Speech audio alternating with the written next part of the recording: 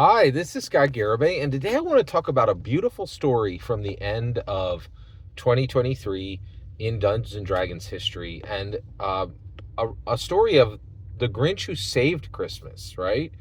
So we're, and it's really a beautiful moment in Dungeons and Dragons history and a beautiful moment for humanity overall.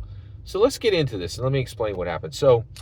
So basically, there was this year, more than any other year, there were literally a dozen D&D scandals, so D&D crises, all ginned up by the OSR, all ginned up by the indies, right, who were just so frustrated that despite their best efforts, their entire industry is outpaced by one tabletop role-playing experience, which is Dungeons and Dragons, right? So the whole year, just OGL, Pinkertons, AI, right? And the list just goes on and on and on and on and on, right? And it was a year of crises, D&D crises, right? So at the end of the year, we have this event happen, and it was beautiful, just in the symmetry and the social justice of it. So what happened? So basically, you had this one OSR indie champion. He's a champion he's a commentator in the OSR space, a commentator in the indie space. And he's one of these new commentators who can span across OSR and indie. And this is going to be really important in the future because the OSR is literally dying. So the indie's all that's going to be left as any type of even a hope of competition for Dungeons and Dragons, right? And so this guy spent his entire year just celebrating every D&D crisis, helping to gin up all this, fury against Wizards of the Coast and Hasbro, right? And at the end of the year, he was horribly embarrassed and horribly shamed. And to his credit, he completely apologized. He apologized multiple times. I think his apology was very real, very genuine, and very effective, unlike many modern apologies. So, that was to his credit, 100% to his credit, right? So you have all this happening, really, really, really fascinating, right? And what's fascinating is this guy's a Grinch, right? He's just an out and out D&D hater, just hates D&D to the nth degree. He celebrates every misstep of Hasbro as Hasbro, just tries to do what everybody needs, which is to hold D&D to the highest quality standard of any tabletop role-playing game, period, end of sentence. And it works hard to do it, and he just celebrated every time that an obstacle came in front of Hasbro, right? So he was really Grinching it up the whole year, right? But what's really interesting is he did become the Grinch who saved Christmas. So let's talk about that, right? So what is the beautiful thing that his Grinch heart, actually revealed, right? So I thought this was very interesting, and I think, this OSR indie Grinch, right, had been Grinching it up all year, but at the end, he showed this beautiful, beautiful picture of humanity, and that is this artistic patron champion who is Nestro Sanden. So Nestro Sanden was an incredibly talented artist, right? And he had strived for most of his life to create amazing art, right? And so Nestro Sanden is an incredible artist. But where it got really interesting at the end of this year is Nestro Sanden's doing his art, and then Hasbro, who has been carefully shepherding Dungeons and Dragons for literally over for 24 years, right? Comes in and say, listen, you're the best there is out there in fantasy art, Nestor. Okay, we're going to create the perfect environment for you, and what we're going to do is we are going to become the absolute perfect point on patrons for you, and here's the money you need, here's the time you need, and here's the project you need.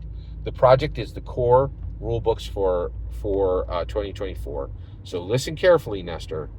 You are going to create an epic piece of art to launch the new non-edition, right? We are gonna do something for the first time ever. No tabletop role playing game has ever done this. Relaunch all their core rule books with 0 edition change, right? And we want you to do it. So you're the perfect artist, and we're the perfect patron. And it worked. It worked. Nestro Sanden became the greatest human artist in history. How did he do it? Fully surpassing Michelangelo. I think the statue of David is probably the best piece of art ever made by a human. And it's been surpassed by Nestro Sanden's dwarf with sword and board, right? And so how did this happen? So the Grinch rolls out and he's like, hey, everyone, this artist has used AI. We caught them with Bigby's, and here they are doing it again. Hasbro making AI art. Now, this, OSR indie Grinch turned out to be 100% wrong. Completely embarrassed himself, completely shamed himself, right? To his credit, he apologized, right? But what he showed was exactly what I've been saying for probably 5 years now, right? What is the purpose of Dungeons and Dragons, right? Turn right, turn left, okay? You know what people are going to tell? To have fun. No. The purpose of Dungeons and Dragons was never to have fun, okay? In 1974, Gary Gygax created an identity engine. What Dungeons and Dragons is used to explore humanity's identity, our own identity, the identity of others, to build empathy, to build sympathy, to delve deep into the dungeons of ourselves and into the dungeons of others who we don't understand, so that we can understand them better, right?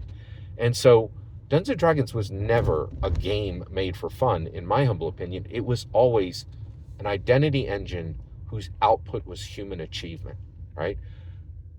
Where I was wrong was I thought that human achievement was improving the lives of every dungeon master and every dungeon performer, people who play player characters at Dungeons and Dragons tables, right? And I thought, and I also had an idea that the D&D designers were also improving their lives, right? What I had no idea is that Dungeons and Dragons is actually an engine, because it is an identity engine, because it takes us to the farthest reaches of frontier, right? Farther than space, farther than the deep sea, right? Into the deepest realms ourselves. It has become an achievement engine. It has become a platform of achievement, not for dungeon masters and dungeon performers, but literally for humanity itself. And now the entire art of discipline has been mastered, completely mastered, and we have the new champion of art for all millenniums since a woman made a painting in a cave. Nestro Sanden has surpassed them all. How did he do it? He created art so good for Dungeons and Dragons. He was an amazing artist, and he was a perfect artist, and he got a perfect patron, which made art so good, right, that literally thousands of OSR haters and D&D haters and indie D&D haters couldn't even tell that the art that was done for Dungeons & Dragons was humanly possible. They immediately, with their own eyes, said, this is false. Only a computer could make art this good, right? They put it through software that tested it and said, this is impossible for a human to do.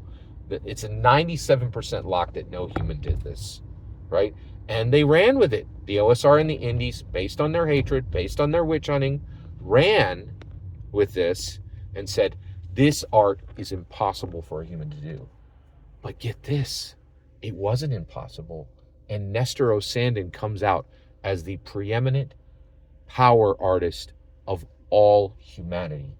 His work surpasses the statue of David. He has made art so good that people couldn't even believe it was humanly possible. And he did that by taking his incredible skills and then mixing them with industry, with 100% pure, balled out American capitalism, who said, here's the money, here's the time, here's the momentum, here's the project. Do it. And he did it, right? He made art so good that people couldn't even believe the level of quality was humanly possible, right?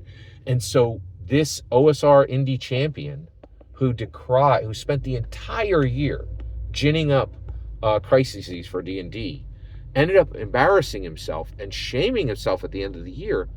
But the reality was that OSR indie Grinch actually saved Christmas and said, listen closely.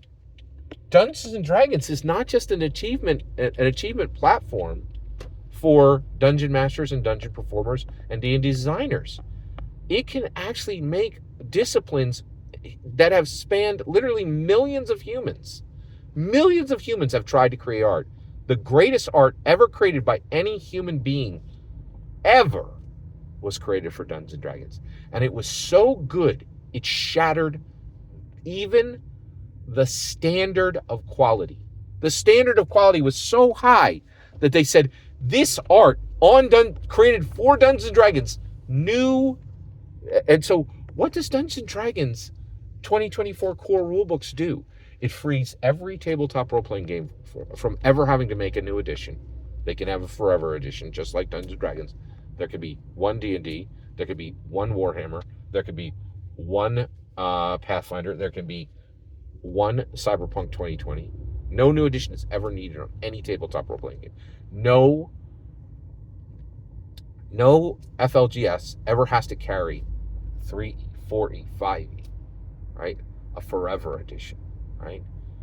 And the power of it, the momentum of that project was so inspiring, and Hasbro was such a perfect patron that it literally improved art, human art. Not art for Dungeons and Dragons, not art for books, not art for genre, literally for all of humanity. Nestro Sanden is the first person to do in the public square art so good that people could not even believe it was humanly possible.